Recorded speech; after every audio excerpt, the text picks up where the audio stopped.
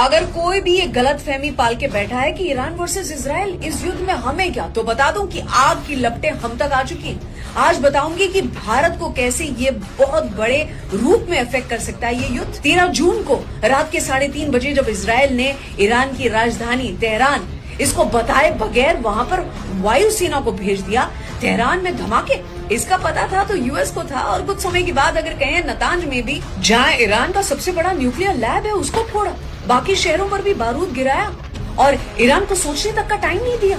Iran के radars या defence system ये कहां से वर्क करते हैं, क्योंकि हमला करके उनको नष्ट कर दिया था। ईरान की top leadership, chief of defence staff की हत्या कर दी, वो भी ऑफिस में घुस के मारा है। प्रिसिशन देखें ये इसराइल का। मिलिट्री चीफ को मार दिया, सेना के बड़े बड़े अधिकारियों को, एक दिन में इतना कारनामा।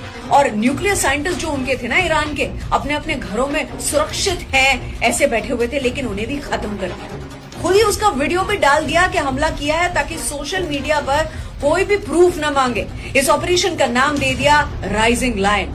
इसराइल ने अपने 200 विमान हमला करने के लिए भेजे थे। सीमा से 1000 या फिर 1600 किलोमीटर दूर ईरान में हमला करके ये विमान सुरक्षित वापस भी आ गए।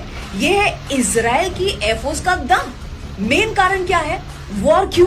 क्योंकि ईरान न्यूक्लियर हथियार बनाने के करीब पहुंच चुका था। इसराइल की सोच की सेकेंड वर्ल्ड वॉर में हिटलर ने जो किया था, 60 लाख यहूदी यानी कि ज्यूज की हत्या कर दी थी। मारने से पहले उन्हें कितना प्रताड़ित, टॉर्चर किया था। इसे दोबारा ना हो, न्यूक्लियर हॉलोकॉस्ट ना करे ईरान, इसलिए ये कदम। अब दोनों की ताकतें अगर कंपेयर करें तो इसराइल का एरिया 21,000 स्क्वायर किलोमीटर, पॉपुलेशन मात्र 95 लाख, जबकि ईरान की बात करें तो 16 लाख स्क्वायर किलोमीटर में फैला हुआ, यानी कि 75 गुना बड़ा, ऑलमोस्ट 10 करोड़ का पॉपुलेशन। इसराइल इतना छोटा देश अटैक कैसे कर पाया?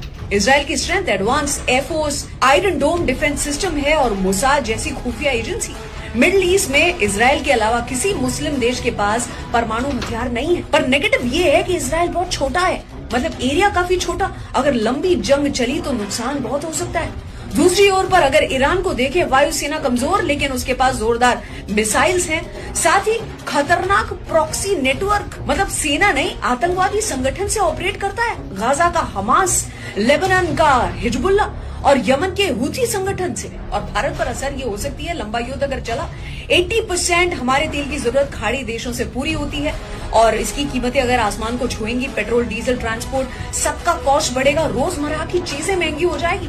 खाड़ी देशों में भारत की बड़ी संख्या में जो लोग रहते हैं, उनके लिए खतरा साबित हो सकता है ये, जैसे Dubai, Qatar, Saudi. Financial shock, global business, investment, ये अफेक्ट होगा और शेयर मार्केट में गिरावट देखने को मिल सकती है।